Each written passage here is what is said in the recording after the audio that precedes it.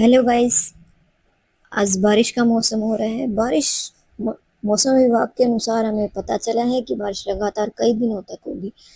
बारिश के मौसम में कुछ अलग खाने का मन होता है, तो बच्चों की फरमाइश से आज हमने बनाए 3 डिश, जिसमें आप सबसे पहले पहले डिश को तैयार होते हुए देख सकते हैं। आलू हमने तैयार कर लिए, प्याज तैयार कर लिया है और साथ ही कढ़ाई में हमने तेल भी गर्म होना रख दिया है।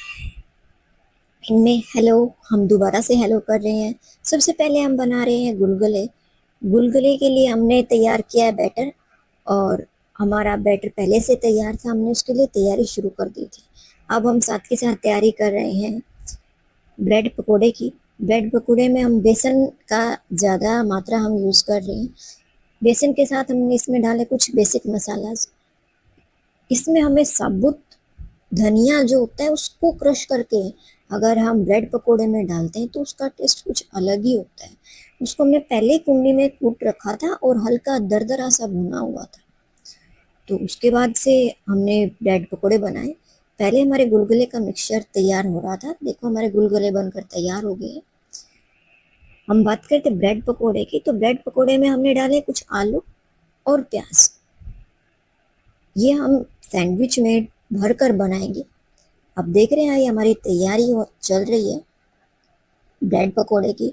मिक्सचर हमारा आलू का तैयार हो गया है और इस तरीके से हमारे गुलगुले भी साथ के साथ बन रहे थे, क्योंकि गुलगुले जब तक तैयार हो रहे थे सिम आंच पर, हमने साथ के साथ ही ब्रेड पकोड़े की तैयारी हमने शुरू कर दी थी। आप देख सकते हैं गुलगुले हमारे बिल्कुल सॉफ्ट एकदम तैयार हो चुके हैं।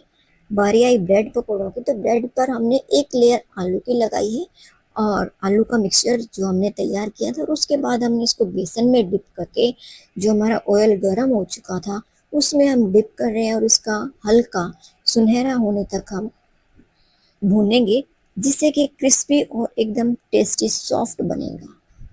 ब्रेड पकौड़े हमारी कढ़ाई बड़ी है, हम एक साथ दो भी डाल सकते हैं। अभी हम बता रहे थे कि जो धनिया है, धनिए की क्रिस्पी, हमारे धनिया अगर हम उसमें डालते हैं तो हमारा बिल्कुल क्रिस्पी और टेस्टी बनता है। जब दांतों के पास अधकुटा धनिया आता है तो उसका टेस्ट कुछ लाजवाब हो जाता है। ब्रेड पकोड़े हमारे तैयार हो रहे हैं। गुलगुले हमारे तैयार हो चुके हैं। इनका जायका कुछ अलग ही था। ब्रेड पकोड़े ये बिल्कुल सॉफ्ट तैयार हुए हैं। आप देख सकते हैं इनकी लेयर हमें अलग से ही दिखाई दे रही है। ब्रेड पकोड़े के साथ साथ एक और फरमाइश आई कि हमें सैंडविच भी बनाने हैं। बच्चों की फरमाइश हुई सैंडविच की, तो हमने सैंडविच भी बनाए। ब्रेड पकोड़े की दो शेप हमारे पास चली है, एक ट्रायंगल वाला चला है और एक रेक्टेंगल वाला हमने ब्रेड पकोड़ा बनाया था। ये ब्रेड पकोड़ा आप देख सकते हैं। दूसरी साइड हमारा सैंडविच तैयार होता हुआ। सैंडविच में भी हमने सेम वही मिक्सचर तैयार किया और इसको हल्का हल्का हमने तवे पर ब्राउन होने तक देसी घी के साथ भून कर तैयार किया, जो कि खाने में बहुत ही क्रिस्पी और लाजवाब टेस्ट हमें दिखाई देगा।